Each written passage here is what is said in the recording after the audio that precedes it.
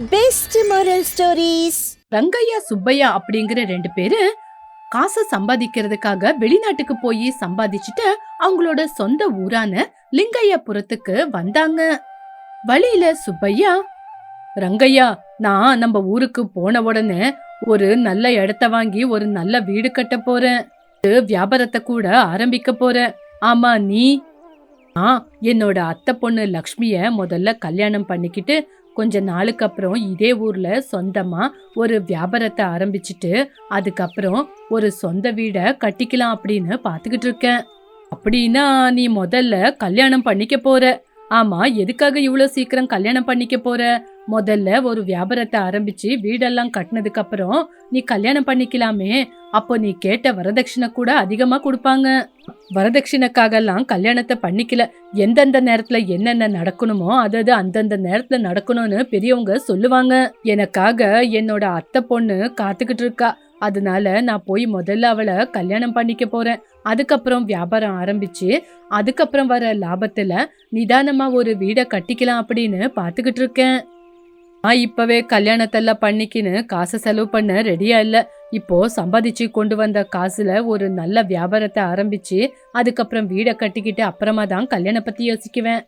நம்ம சொந்த ஊரை விட்டுட்டு பணத்தை சம்பாதிக்கணும் அப்படின்னு வெளிநாட்டுக்கு போய் படாத கஷ்டம் எல்லாம் பட்டு நம்ம காசை சம்பாதிச்சுக்கிட்டு இப்போ நம்ம பிறந்த ஊருக்கு திரும்பி வந்திருக்கோம். கொஞ்ச நாள் நம்ம இப்படியே நிம்மதியா இருக்கலாம். அதுக்கப்புறமா நம்ம பெரியவங்க கிட்ட எல்லாம் கேட்டு மறுபடியும் கஷ்டப்பட்டு ஏதாவது வியாபாரத்தை ஆரம்பிக்கலாம் அப்படின்னு தான் நான் யோசிக்கிறேன். நான் யாருகிட்டயுமே போய் யோசனை எல்லாம் கேட்க மாட்டேன்.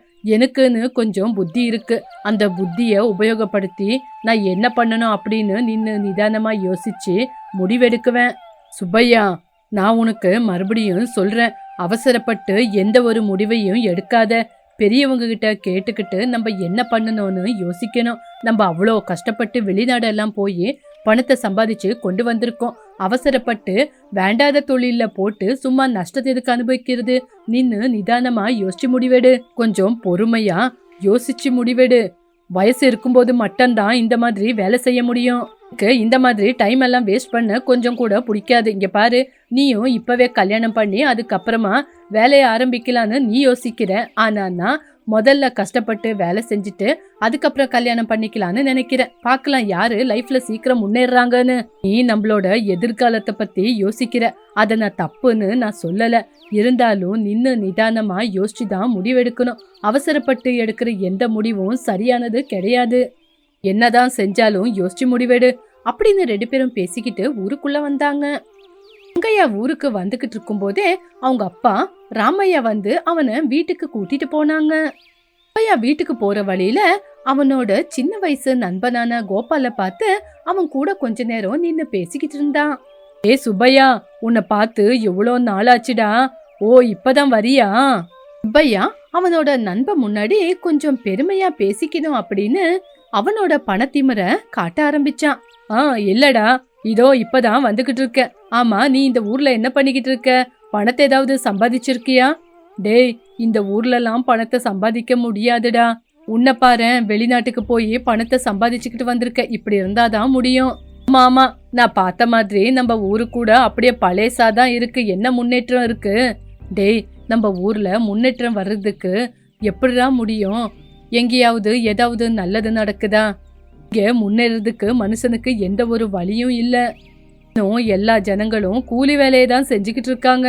ரீடா, எனக்கு வாஸ்துவெல்லாம் நல்லா அமைகிற மாதிரி ஒரு இடம் வேணும். பாரு, எங்கேயாவது இருந்தா பரவாயில்ல, காசு எவ்வளவு ஆனாலும் பரவாயில்ல. டேய், அது என்னடா, நம்ம வேலை நம்ம கைக்குள்ளதாண்டா இருக்கு. நானும் இப்போ அந்த வேலையை தான் செஞ்சுக்கிட்டு இருக்கேன். இடம்னு கேட்டு வரவங்களுக்கு அங்க இங்க இடத்த பார்த்து கொடுத்து கொஞ்சம் புரோக்கர் கமிஷனை எடுத்துக்கிட்டு இருக்கேன். உனக்கு தானே நல்ல இடத்த பார்த்து கொடுத்துறேன். எனக்கும் ஏதாவது பார்த்து கொடு, நானும் பொழைக்கணும்ல. சரிடா, பணத்தை பத்தியெல்லாம் நீ யோசிக்காத, எல்லாத்தையும் நான் பாத்துக்கிறேன். நீ முதல்ல போய் வேலையை பாரு. அதெல்லாம் சரி, உனக்கும் வயசு ஏறிக்கிட்டே போதுடா. எங்கேயாவது ஒரு நல்ல பொண்ணை பாக்கிட்டா கல்யாணம் பண்ணிக்கிறியாடா? டேய், கல்யாணத்துக்கு எந்த விதமான அவசரம் இல்லடா, அதெல்லாம் அப்புறமா பாத்துக்கலாம். அந்த ரங்கா கூட கல்யாணத்தை பத்தி தான் பேசிக்கிட்டு இருந்தான். அதனாலதான் இனிமே அவனை கொஞ்சம் தூரமா வைக்கலான்னு யோசிக்கிறேன். கல்யாண பேச்ச அந்த பக்கம் வச்சு முதல்ல நான் சொன்ன வேலைய பாரு அப்படின்னு சொல்லி அங்கிருந்து கிளம்பிட்டான். இந்த பக்கம் ரங்கையா தன்னோட அத்தை பொண்ணா கல்யாணம் பண்றதுக்கு எல்லா ஏற்பாடுகளையும் பாத்துக்கிட்டு இருந்தாங்க. அதுக்கப்புறம் பெரியவங்க எல்லாம் பேசி ஒரு நல்ல நாளை பார்த்து கல்யாணத்துக்கு முடிவு பண்ணாங்க. இப்படி கொஞ்ச நாள்லயே கல்யாணமும் முடிவாச்சு. ரங்கையா சுப்பையாவுக்கு இன்விடேஷன் கொடுக்கலாம் அப்படின்னு அவனோட வீட்டுக்கு கிளம்பி போனான். அவனோட வீட்டுக்கு போய் பார்க்கும்போது சுப்பையா வீட்டுல கஷ்டம் தாண்டவாடிக்கிட்டு இருந்துச்சு. அவங்க வீட்டுல எல்லாரும் கஷ்டத்துல இருந்தாங்க. சுப்பையா கஷ்டத்தோட கஷ்டமா கீழே படுத்துக்கிட்டு இருந்தான். சுப்பையாவோட அம்மா சாந்தம்மா ரங்கையாவை பார்த்து யாரது அப்படின்னு சொல்லும்போது எடுத்துக்கிட்டு இருந்த சுப்பையா எந்திரிச்சு ரங்கையா கிட்ட வந்தான். சுப்பையா கொஞ்சம் சோர்வா, ரங்கையா நீயா, நல்லா இருக்கியா? சுப்பையாவோட நிலைமைய பார்த்து ஆச்சரியப்பட்ட ரங்கையா சுப்பையா கிட்ட, டே சுப்பையா என்னடா ஆச்சு, ஏன் இப்படி இருக்க நீ? ஒன்னும் இல்லடா, கொஞ்சம் எனக்கு உடம்புக்கு முடியலடா, அதுதான் சும்மா படுத்துக்கிட்டு இருந்தேன். இல்லடா இல்ல, நீ ஏதோ என்கிட்ட மறைச்சு வைக்கிற, என்னன்னு சொல்லுடா, உன் நிலைமை பார்க்கவே முடியல.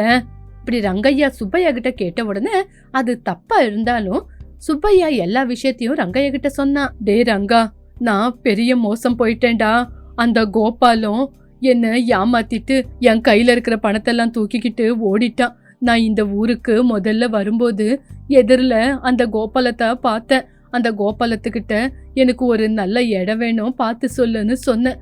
அவனும் எனக்கு நல்ல வாஸ்து இருக்கிற இடத்த காட்டுறேன் அப்படின்னு யாருக்கோ வித்த இடத்த மறுபடியும் எனக்கு காட்டினான். நானும் அவனை நம்பி பணத்தை கொடுத்து ஏமாந்துட்டேன். நான் வெளிநாட்டுல சம்பாதிச்சு கொண்டு வந்த மொத்த பணத்தையும் அந்த கோபால் கையில தான் கொடுத்தேன். அவன் என்னோட மொத்த பணத்தையும் எடுத்துக்கிட்டு இந்த ஊரை விட்டே ஓடி போயிட்டான். என்னோட இடத்துக்கிட்ட போலாம் அப்படின்னு அந்த இடத்துக்கிட்ட போனா அந்த இடத்தோட முதலாளி என்னை அடிச்சு அங்கிருந்து துரத்திட்டான். அப்போ அந்த கோபாலத்தோட சொந்த பந்தம்னு இந்த ஊருக்குள்ள யாருமே இல்லையா? அவங்க கிட்ட கேட்க வேண்டியதானே?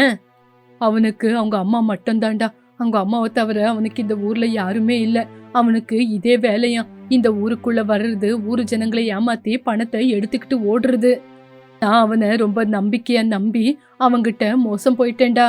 சுப்பையா, நான் உனக்கு ஆதியில இருந்தே சொல்லிக்கிட்டு இருக்கேன், அவசரப்பட்டு எந்த முடிவையும் எடுக்காத. நம்மளுக்குன்னு பெரியவங்க இருக்காங்க, அவங்க கிட்ட கேட்டு கரெக்டான தீர்வான முடிவை எடுன்னு. நம்ம வெளிநாட்டுக்கு போய் கஷ்டப்பட்டு சம்பாதிச்சு கொண்டு வந்த மொத்த பணத்தையும் ஒருத்தனுக்கு வாரி கொடுத்துட்டு நீ இப்படி கஷ்டப்பட்டுக்கிட்டு இருக்கிறியடா. இப்போ உன்னையே நம்பிக்கிட்டு இருக்கிற உன்னோட அப்பா அம்மாவோட கதி என்ன? ஆமா, அந்த கோபாலத்தை பத்தி கொஞ்சம் கூட யோசிக்காம எதுக்குடா நீ பணத்தை கொடுத்த? என்னோட அப்பா அம்மா கூட எனக்கு எவ்வளவு எடுத்து சொன்னாங்கடா. நான் தான் கோபாலத்தை நம்பி எல்லாமே கைவிட்டு போச்சு. அவன் ஒரு சரியான துரோகி, மோசம் பண்றவன்னு எங்க அம்மா கூட சொன்னாங்க. ஆனா நான் தான் எங்க அம்மா பேச்ச கேட்க, நான் என் கையில இருக்கிற மொத்த பணத்தையும் டபுள் ஆக்கணும் அப்படின்னு அவசரப்பட்டு யோசிச்சனே தவிர இருக்கிறத மொத்தம் இழந்துட்டு இன்னைக்கு நான் நடு ரோட்ல நின்னுகிட்டு இருக்கேன்.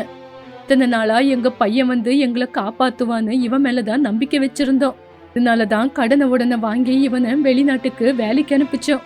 நான் இவன் கஷ்டப்பட்டு சம்பாதிச்சுட்டு கொண்டு வந்த காசெல்லாம் அந்த படவா கோபாலத்துக்கு வாரி கொடுத்துட்டு நிக்கிறான்.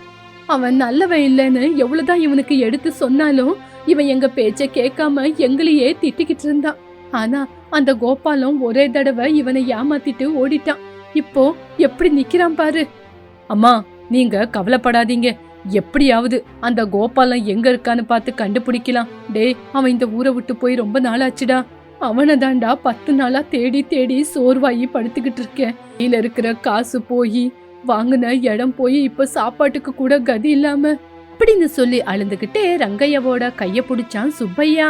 ரங்கையா சுப்பையா கஷ்டப்படுறத பார்த்து அவன் கையில இருக்கிற கொஞ்சம் பணத்தை எடுத்து சுப்பையாவுக்கு கொடுத்தான். ஆனா சுப்பையா முதல்ல வேண்டான்னு சொன்னாலும் அந்த பணத்தை சந்தோஷமா வாங்கிக்கிட்டான்.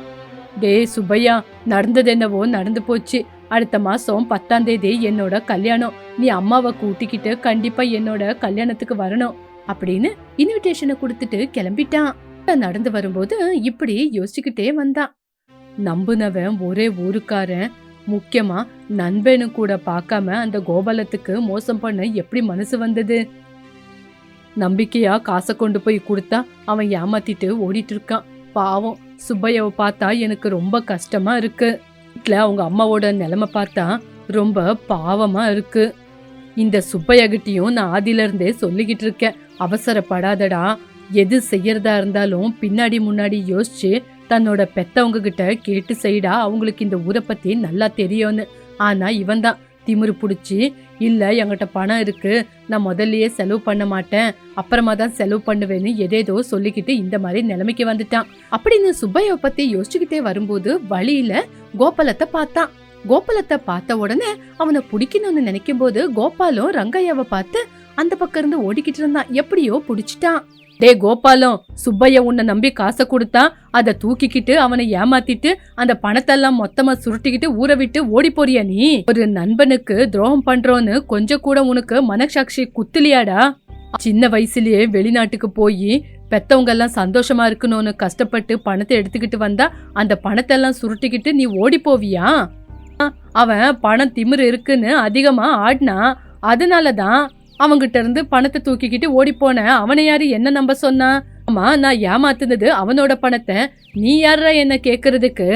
இந்த வார்த்தையை கேட்ட ரங்கையாவுக்கு ரொம்பவே கோவம் வந்துச்சு. கோபாலத்தை போட்டு அடிச்சான். கோபாலத்தோட கை காலை கட்டி சிவலிங்கபுரத்துக்கு தூக்கிட்டு வந்தான்.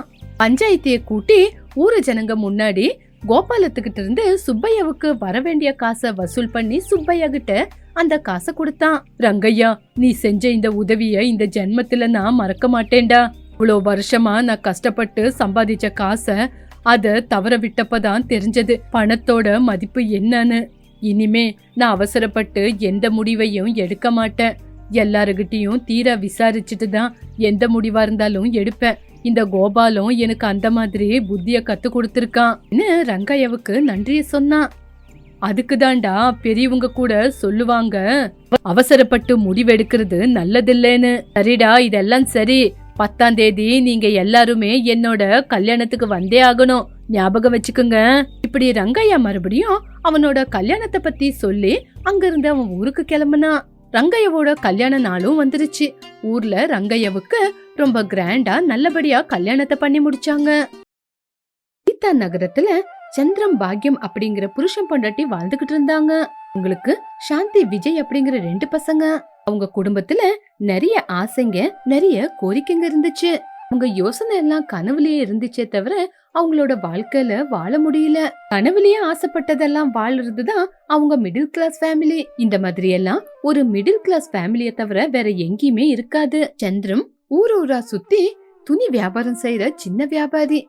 அவரு ஊரு முழுக்க திரிஞ்சு வியாபாரம் செஞ்சுட்டு வீட்டுக்கு வரும்போது அவரோட பொண்டாட்டி வீட்டு வாசல்லையே அவளோட கோரிக்கை எல்லாமே அவளோட புருஷன்கிட்ட சொல்றதுக்காக எப்பவுமே காத்துக்கிட்டு இருப்பா. ஒரு நாள் வியாபாரத்தை முடிச்சிட்டு சந்திரம் வீட்டுக்கு வரும்போது, பாக்யம், கொஞ்சம் குடிக்க தண்ணி கொண்டு வா அப்படின்னு வெளியே நின்னு சத்தம் போடும்போது பாக்யம் வீட்டுக்குள்ள இருந்து வந்து, அப்பா ஏங்க கத்துறீங்க? வீதியில போய் துணி துணின்னு கத்தி கத்தி வீட்டு வாசலுக்கு வந்த உடனே கூட ஏன் அப்படி கத்திக்கிட்டே இருப்பீங்க? இப்படி கத்தி கத்தி வியாபாரம் செய்யறதுனாலதான் இன்னைக்கு நம்ம வாழ்க்கை நடக்குது. ஆமா ஆமா, இது பெரிய அரமனை. இந்த வாழ்க்கைக்கு இவ்வளோ கஷ்டப்பட வேண்டியதா இருக்கு. இந்த சின்ன வீட்டுக்கே இவ்வளோ பிரச்சனைனா பெரிய பவனத்தை கட்டியிருந்தா எவ்வளோ பிரச்சனைய உண்டாக்கிருப்பியோ. சரி, பசங்க என்ன பண்றாங்க? உங்க பொண்ணான யுவராணி அந்த புறத்துல ஓய்வு எடுத்துக்கிட்டு இருக்கா. உங்க பையன் யுவராஜா யுத்த பயிற்சிய எடுத்துக்கிட்டு இருக்கான். என்னடி உன் பிரச்சனை? பசங்க என்ன பண்றாங்கன்னு கேட்டா வாய்க்கு வந்த மாதிரி எதேதோ சொல்லிக்கிட்டு இருக்க. உங்க பொண்ணு பொழுது சாயறதுக்குள்ளேயே படுத்து தூங்கிட்டா. உங்க பையன் இவ்ளோ நேரமா என் கூட சண்டை போட்டுக்கிட்டு இருந்தான். இப்ப நீங்க வந்துட்டீங்கல, இனிமே உங்க கூட சண்டை போட போறான். சண்டையா? எதுக்குடி? அவன் கேட்டதெல்லாம் நீங்க வாங்கி கொடுக்கணும்ல, அதுக்குதான். சரி சரி, இந்த பிரச்சனை எப்பவுமே இருக்கிறது தானே. சரி சரி, குடிக்க தண்ணி கேட்டனே கொண்டு வந்தியா அப்படின்னு கேக்கும்போது அதுக்குள்ள சாந்தி கையில தண்ணி எடுத்துக்கிட்டு வந்து, அப்பா தண்ணி கேட்டீங்கல்ல, இந்தாங்கப்பா. இதுதான் என்னோட தங்க குழந்தை. என் குரல் கேட்ட உடனே எனக்காக தண்ணிய கொண்டு வந்திருக்கு பாரு. தங்கமா? அப்படின்னா கொஞ்சம் எடுத்து கொடுங்களேன், 2 ஒட்டியானத்தை செஞ்சுக்கிறேன். சும்மா தமாசெல்லாம் பேசாதீங்க. சரி, என்னடி சமைச்சிருக்க? காலையில சமைச்சத நாங்க சாப்பிட்டாச்சு. இப்ப உங்களுக்காக சமைக்கிறேன். கொஞ்ச நேரம் நீங்க அப்படி உக்காந்தா சமைச்சு கொடுக்கறேன். அம்மா ஒரு பேச்சுக்கு கூட என்கிட்ட சரியாவே பேச மாட்டேல அப்படின்னு துணி மூட்டையை எடுத்துக்கிட்டு உள்ள போனா. பாக்யம் சமைச்சுக்கிட்டு இருந்தா. எல்லாரும் சாப்பாட்டுக்கு உக்காந்து இருந்தாங்க. பாக்யம் சமைச்சு முடிச்சாச்சா? சீக்கிரமா சாப்பாடு கொண்டு வா. அப்பா, போன பண்டிகைக்கு எனக்கு பம்பரம் வாங்கி கொடுக்கறேன்னு சொன்னீங்க, வாங்கி கொடுக்கல. காசு கொடுங்கப்பா, நானே பம்பரத்தை வாங்கிக்கிறேன். நீயும் உங்க அம்மா மாதிரி எனக்கு பெரிய தலைவலிய கொடுத்துக்கிட்டு இருக்கடா. முதல்ல ஒழுங்கா படி, அப்புறமா பம்பரம் எல்லாம் வாங்கி பம்பரம் விளையாடலாம்.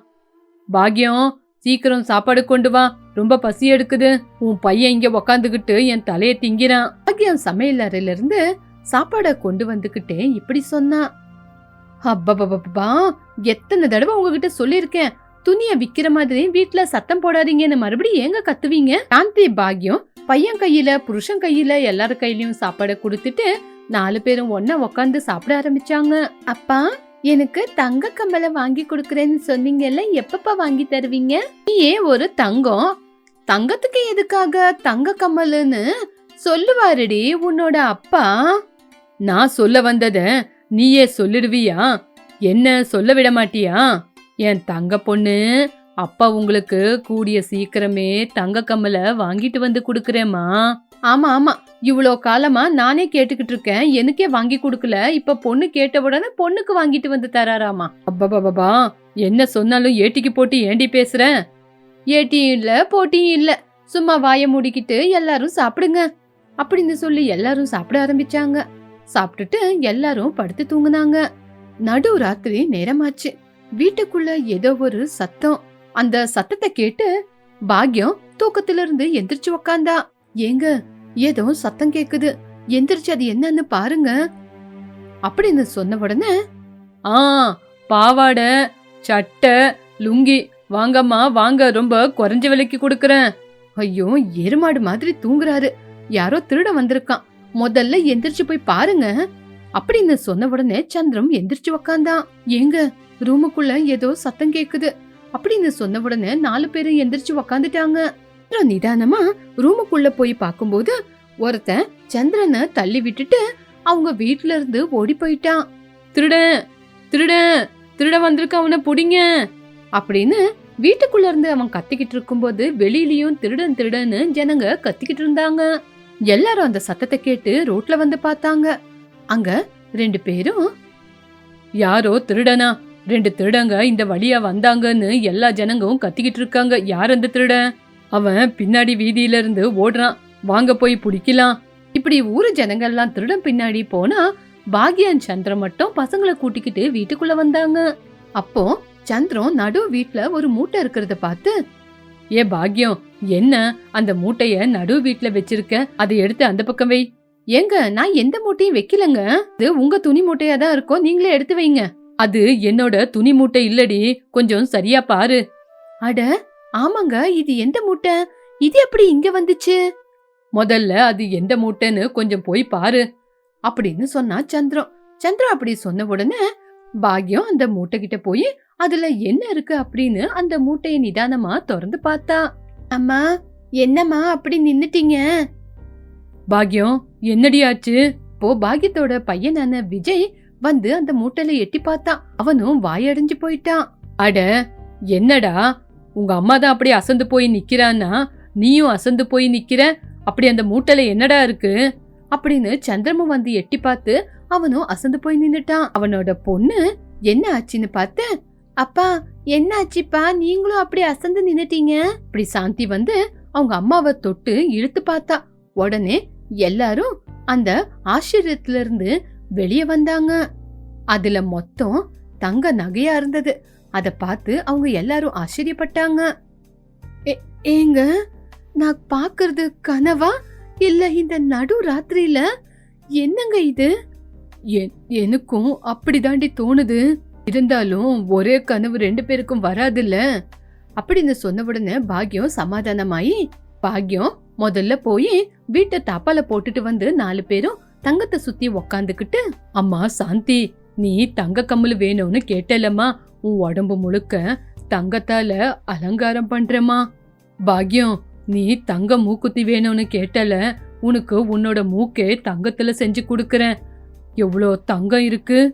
அப்பா, நான் கூட தங்கத்திலேயே பம்பரம் செஞ்சுக்கிறேன், தங்க பம்பரம். ஆமா, இருந்தாப்புல இருந்த இவ்ளோ தங்க நகை நம்ம வீட்டுக்குள்ள எப்படிங்க வந்துச்சு? அதான் அப்பல யாரோ திருட இந்த பக்கம் வந்தால ஒண்ணு அவன் வச்சிருக்கணும், இல்லனா போகும்போது அவசரத்துல கை தவறி கீழே விழுந்திருக்கணும். ஏங்க, இப்ப இந்த தங்க நகை நம்ம வீட்டுல கிடைச்சதுனால இந்த தங்க நகை எல்லாமே நம்மளோட இது. எங்க யாராவது வந்து இந்த நகை பத்தி கேட்டா எங்களுக்கு தெரியாதுன்னு சொல்லணும். அது இல்லடி, இவங்க இவ்ளோ தங்க நகைய எங்க இருந்து எடுத்தாங்களோ, எங்க இருந்து கொண்டு வந்தாங்களோ, இதை எப்படி நம்மளே வச்சுக்கிறது? இதனால நம்மளுக்கு பிரச்சனை வராதா? நீங்க ஒண்ணுங்க, நம்மளுக்கு அதிர்ஷ்டம் கதவு வழியா வந்துச்சா இல்ல ஜன்னல் வழியா வந்துச்சான்னு ஆராய்ச்சி பண்ணிக்கிட்டு இருக்கீங்க. பாருங்க, நம்ம வீட்டுக்கு வந்த மகாலட்சுமிய எந்த ஒரு காரணத்தை கொண்டும் நம்ம வீட்டுக்கு வெளியே கொண்டு போக கூடாது. நம்ம மிடில் கிளாஸ் ஃபேமிலி, இன்னல இருந்து இந்த வாழ்க்கையில இருந்து நம்ம பணக்கார வாழ்க்கைக்கு மாறணும். அது இல்லடி, இந்த தங்க நகை யாரோட இது அப்படின்னு தெரிஞ்சுக்கிட்டு அதுக்கப்புறம் இதை உபயோகப்படுத்தலாம். இது யாரோட இதா இருந்தாலும் பரவாயில்ல, இத நம்ம திருப்பி கொடுக்க கூடாது, அவ்வளவுதான். நம்மளால இவ்ளோ நகைய சம்பாதிக்கவே முடியாது. வீட்டுக்கு வந்த மகாலட்சுமிய எதுக்குங்க நம்ம வேண்டான்னு சொல்லணும்? ஏங்க, இந்த ஒரு தடவை ஆனாலும் பொண்டாட்டி பேச்சு கேளுங்க. சரிடி, உன் பேச்சையே கேக்குறேன். ஆனா இந்த விஷயம் வெளியே தெரியாத மாதிரி பாத்துக்கணும். எங்க அந்த விஷயத்த என்கிட்ட விட்டுருங்க, நான் பாத்துக்கிறேன். பசங்களா, நீங்க கூட யாருகிட்டயுமே தமாசுக்கு கூட தங்கம் கிடைச்சதுன்னு சொல்லாதீங்க. சொல்லக்கூடாது, புரிஞ்சதா? சரியா? இப்படி அவங்க எல்லாரும் சரின்னு ஒத்துக்கிட்டதுக்கு அப்புறம் அந்த தங்க நகைய அதே பேக்ல கட்டி ஒரு மூலையில ஒளிச்சு வச்சுட்டாங்க. மறுவது நாள் அந்த வீதியில பஞ்சாயத்து கூப்பிட்டு இருந்தாங்க. பஞ்சாயத்து அந்த நகை காணாம போனது பத்தி தான். திருடனை புடிச்சு அந்த ஊரு பெரியவங்க பஞ்சாயத்தை கூட்டி இருந்தாங்க. அதுக்கு பாக்யம், சந்திரம் அவங்க 2 பசங்களும் வந்திருந்தாங்க. என்ன என்ன ஆச்சு? யாரு இவங்க எல்லாம்? இவங்க முந்தா நேத்து நம்ம ஊருக்குள்ள திருட வந்த திருடங்க. இவங்க நம்ம ஊரு நகைய திருடி யாரு வீட்லயோ எங்கேயோ போட்டுட்டு இருக்காங்க. இப்ப அவங்க கிட்ட கேட்க போனா யாரோட வீடுன்னு அவங்களுக்கு சொல்ல தெரியல. அதனால இந்த பஞ்சாயத்து மூலமா என்ன சொல்றோம்னா, உங்க வீட்ல எங்கேயாவது தங்க மூட்டை கிடைச்சதுன்னா அதை கொண்டு வந்து பஞ்சாயத்துல ஒப்படைச்சிருங்க. சந்திரம் பாக்கியத்துக்கு தொண்டை தண்ணி வத்தி போச்சு. ஊருக்குள்ள எல்லாரோட வீட்ல நகை இருக்கா அப்படின்னு தேடிக்கிட்டு இருந்தாங்க. அப்ப ஊர் பெரியவரு, இங்க பாருங்க, எல்லாரோட வீட்டுக்குள்ள போய் நல்லா பார்த்து எங்க இருக்குன்னு கண்டுபிடிச்சிட்டு வாங்க. இந்த திருடங்க திருடின நகை நம்ம ஊரு கோயிலோட நகை, அதனால பார்த்து பத்திரமா தேடுங்க. நகை கிடைக்கலன்னா அந்த அம்மாவோட கோவத்துக்கு நம்ம ஆளாயிடுவோம். இந்த வார்த்தையை கேட்ட உடனே பாக்யம் சந்திரத்துக்கு நெஞ்சில இடி விழுந்த மாதிரி இருந்துச்சு. அவங்க 4 பேரும் வீட்டுக்கு வந்து, பாக்யம் கேட்டியா, அது நம்ம ஊரு கோயிலோட நகையா? ஆமாங்க, என்னங்க இப்படி நடந்து போச்சு? நைட்டு ஏதேதோ கனவு கண்டேங்க. இப்ப அந்த நகைய திருப்பி கொடுக்கணுமா? அப்படி திருப்பி கொடுக்கலனா செத்து போயிடுவடி, அது சாமி நகை. நான் கண்ட கனவெல்லாம் கனவாதான் போக போதாங்க.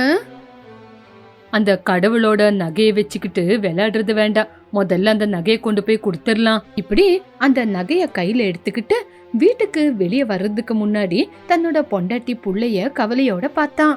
சாந்தி, நான் கஷ்டப்பட்டு சம்பாதிச்ச காசுல உனக்கு காது குத்தி உனக்கு ஒரு நல்ல தங்க கம்மலை வாங்கி கொடுக்கறேம்மா. இந்த அப்பாவை மன்னிச்சிடுமா. அப்பா, அப்படி சொல்லாதீங்க. நீங்க யாரு, என்ன, எப்பேற்பட்டவருன்னு எனக்கு ரொம்ப நல்லா தெரியும்பா. என் அப்பாவை பத்தி எனக்கு தெரியாதா? உங்ககிட்ட பணம் வந்த உடனே நீங்க எனக்கு செஞ்சு கொடுப்பீங்க. அதை கொண்டு போய் கொடுத்துருங்கப்பா.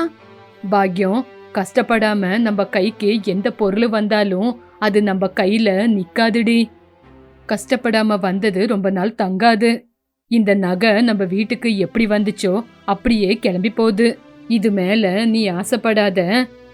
சரிங்க, இது சாமி நகைன்னு சொன்னதுனாலதான் இத குடுக்கறேன், இல்லனா இத குடுப்பேனாங்க.